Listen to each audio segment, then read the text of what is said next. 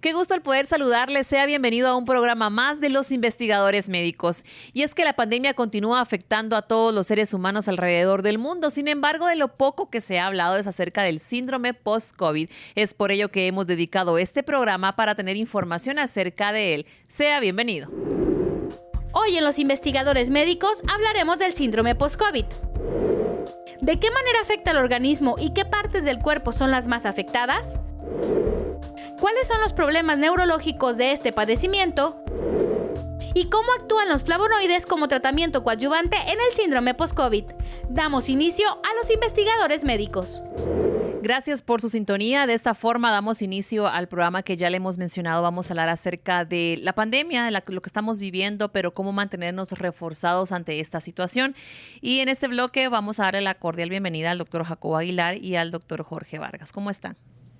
Muy bien, Claudita, gracias. Jorge, qué gusto estar compartiendo información para todo ese público tan preciado que nos ve semana a semana. Sí, gracias. Pues todo muy bien, gracias y feliz de estar aquí con ustedes. Bueno, realmente desde el 2020, marzo aproximadamente, ¿verdad? Todo se complicó en nuestro país, pues en varios países ya estaba la situación un poco más adelantada, pero aún estamos en pandemia y se han incrementado los casos lamentablemente. Doctor, recordemos qué es COVID y qué ha pasado a lo largo de este tiempo. Este virus, como la mayoría de su especie, son organismos que están casi vivos, así se le denomina al virus. Están presentes, forman un grupo grandísimo y han convivido con nosotros durante mucho tiempo. Y el virus del COVID-19, que así se llama actualmente, pertenece a una familia de virus, de las cuales hay casi 7 denominativos. Y ese es el virus que se llama el virus de infección respiratoria aguda severa. Es un virus que nace desde el 2002-2003. Hay una primera pandemia importante en el 2003 específicamente. Y se establece ahí el SARS-CoV-2, así se le llama. Y la enfermedad que ocasiona ahora se llama síndrome agudo respiratorio grave COVID-19, para ejemplificar la nueva cepa. Este virus ha ocasionado problemas serios en cuanto a que no se ha podido establecer hasta el día de hoy un tratamiento definitivo. Ataca a hombres y mujeres, usualmente más a personas de mayor edad y que tienen alguna susceptibilidad, pero igualmente se ha presentado enfermedades en casi cualquier rango de edad. Sigue siendo importante que la gente conozca que su contaminación es de persona a persona, a través de unos grupúsculos de saliva que se forman al toser, al sonarse, o que se puede tener en las manos de alguna forma. No es que esté el virus en el ambiente, pero si una persona tose o estornuda o está contagiada y está cercana a nosotros, menos de 2 metros te puede contagiar. La otra cosa importante es que sí se aloja en las superficies. Una vez que uno toca una superficie que puede estar contaminado, se lleva uno mismo la mano a la cara o esta condición hace que toques a alguna otra persona, se contagia. Así es que si es contagioso, está presente, está ocasionando un buen número de gente enferma, está rebasando la capacidad de respuesta sanitaria en el mundo. Y realmente ha dejado hasta la fecha muchas dudas, ¿verdad? Porque han tenido bastantes cambios esta enfermedad y toda la información que se ha conocido. Al principio se decía que solo afectaba a los adultos mayores, después se fue conociendo que también personas jóvenes estaban muriendo y, bueno, la forma de contagio que usted nos ha comentado, doctor, pero lo que también nos ha llamado mucho la atención es que nos ha presentado muchas cepas, diferentes cepas en nuestro país. Doctor Vargas, ¿qué importancia tienen estas y qué significan? Resulta que el 9 de abril el Ministerio de Salud reporta la presencia de 2 nuevas cepas o 2 variantes, ¿verdad?, del SARS-CoV-2, que son de las denominadas californianas. ¿Por qué? Porque resulta que más o menos en diciembre California pues reportó la presencia de estas dos nuevas cepas. Y lo característico, lo poco que se sabe hasta el momento, es de que estos tienen la capacidad de ser más transmisibles. Más o menos se estima de que entre un 20% más transmisible que el SARS-CoV-2 clásico. Y esto pues claro que es preocupante. ¿Por qué? Porque esto nos quiere decir de que van a haber más casos de infección y más casos de reinfección. y actualmente pues estamos viviendo la denominada tercera ola. Entonces, de alguna manera puede guardar relación, sí, pero por lo tanto es preocupante. Obviamente también tiene que ver mucho con un poco el relajamiento que ha habido en la población y demás. Sin embargo, la presencia de esto pues viene a complicar todo y crear pues cierta preocupación, aunque algo o alguna ventaja que se ha tenido hasta el momento es de que se ha demostrado de que estas dos cepas no influyen mucho en casos de complicaciones graves o de mortalidad. Más sin embargo, si nos dicen de que va a haber o muy probablemente haya mucho riesgo de infección o de reinfección. Entonces eso es lo que hay que estar pues bastante precavidos y seguir con las medidas establecidas y no bajar los brazos, porque estamos en una época pues todavía donde a nivel mundial vemos el reflejo de lo que esto pueda pasar, y es lo que no queremos, ¿verdad? Que de pronto pues entremos en otra fase más complicada. Bueno, y justamente hablando de estas cifras que lamentablemente han aumentado, ¿cuáles son las cifras a nivel mundial en nuestro país y qué significan estos números, doctor? Los datos, Claudia, son importantes porque primero reflejan la capacidad de invasividad del virus, ¿verdad? Imagínate que casi 150 millones en el mundo. Es un número que uno no puede... Nosotros somos ni la décima parte de 150 millones, ¿verdad? Es una cifra asombrosa. Y de estas personas han muerto 3 millones. Hay 3 millones de hogares donde falta alguien debido a que lo mató un virus, pese a cualquier cosa que la humanidad pueda tener preparada para eso. En Guatemala son cerca de 140,000 y pico de casos. Es una cifra también pavorosa.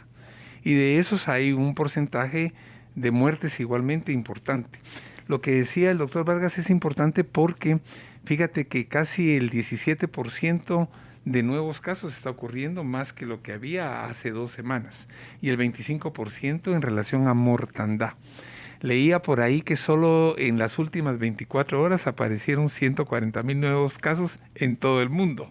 Doctor Vargas, quisiera saber cuáles son o cuáles serían esos grupos poblacionales con mayor riesgo, porque hablábamos de que al principio se sabía que son los adultos mayores. ¿Hay otros grupos vulnerables? Claro, totalmente. Resulta, ¿verdad?, de que todos tenemos ahí sí que el mismo riesgo de tener algún tipo o de infectarnos de la misma manera. Pero sí hay que hacer siempre pues la clasificación, ¿verdad? Y tener en cuenta de que obviamente los niños pues no están siendo afectados, son el grupo menos vulnerable. Sin embargo, se ha visto, por ejemplo, en las estadísticas que si vemos de aquí de Guatemala, vemos que la mayor cantidad de infección se da en pacientes entre 20 años a 40 años. Son la mayor cantidad de gente infectada actualmente. ¿Por qué? Pues hay diferentes motivos. Resulta que somos un país donde hay más población adulto joven. También otra cosa importante es de que todos los adultos mayores pues desde el inicio se resguardaron, y esto pues ha tenido también algún tipo de impacto en su beneficio, ¿sí? Porque casi todos están resguardados, y por eso es de que en las calles pues no vemos a nadie de 65 años, o es muy raro encontrarlos. Pero es bien importante, aún así estos pacientes o tengamos adultos jóvenes que son los más infectados, hay que clasificar de que hay pacientes que sí se pueden complicar, y es que ahí sí todavía incluye a los pacientes de la tercera edad, pacientes que tienen enfermedades crónicas mal controladas, pacientes que están inmunodeprimidos. Esto quiere decir que su sistema inmune está debilitado. Todos ellos pues sí tienen un mayor riesgo de pronto de entrar en complicación e incluso desarrollar alguna enfermedad grave, y Dios no lo quiera pues hasta llegar a fallecer.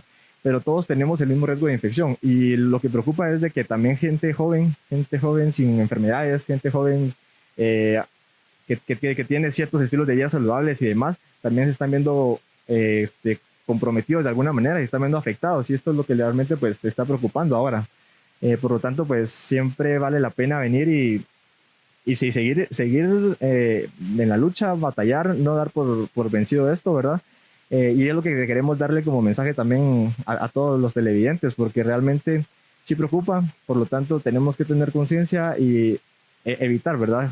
Seguir con las medidas que se han establecido, y de alguna manera pues no entrar en irrupción o ir en contra de esto, porque a la larga pues es nuestra salud y es la salud de cada quien la que está en juego. Así es, y continuar con las medidas de prevención. Doctor, ¿nos puede ayudar a recordar qué tenemos que hacer para no contagiarnos? Y también las personas que ya padecieron de esta enfermedad, ¿qué deben hacer? Pareciera ser que las medidas siguen siendo las que nos recomendaron. Distanciamiento social es efectivo. no por el hecho de haberme expuesto y no haber contraído alguna condición, puede hacer creer que voy a estar exento de, ¿verdad? Si estamos cerca de una persona que tiene coronavirus, tenga síntomas o no, la capacidad de contagio persiste. El otro aspecto es las medidas higiénicas, limpieza de las manos, todo lo que se nos recomienda normalmente. No visitar lugares conglomerados. Y hay un aspecto importante. Nosotros hablamos e insistimos de sistema inmune, de defensas, pero estas sí se refuerzan. Se refuerzan con condiciones como hábitos, como dormir bien, descansar, nutrirse, y los refuerzos nutricionales son importantísimos. Los refuerzos nutricionales que conlleven vitamina D, zinc, magnesio, antioxidantes siguen siendo importantes, aparte de otros micronutrientes que están provistos para que nos ayuden. Hay que informarse mucho y, como decía el doctor Vargas, hay que atender las medidas. Si no debemos de creer ese dicho, ¿verdad, Claudia? A mí nunca. Porque por aquí en Guatemala dice los nunca se llegan y alguna vez puede ocurrir que sea algo mortal, no reversible. ¿Y a quienes ya padecieron de la enfermedad pueden volver a contagiarse, doctor? Sí, el problema de esta condición es que está investigado y descubierto que no te da inmunidad permanente y que hay gente que se recontagia. ¿Tú has visto en las noticias cómo aparece gente famosa, sobre todo jugadores de fútbol, que 4 veces positivos para, ¿verdad? Así es que de alguna manera ni el haber tenido la enfermedad ni la vacunación misma inmediata te protege de que puedas evitar un contagio posterior. Bueno, muchísimas gracias. Y como el doctor lo ha indicado, también a las personas que ya padecieron de COVID tienen que seguir teniendo las medidas de prevención. Y después de esto existe un síndrome que se llama post-COVID y vamos a conocerlo en el siguiente bloque. Quédese con nosotros. Es momento de seguir conociendo más consejos de salud, pero al regresar vamos a conocer acerca del síndrome post-COVID y cómo nos afecta en el organismo.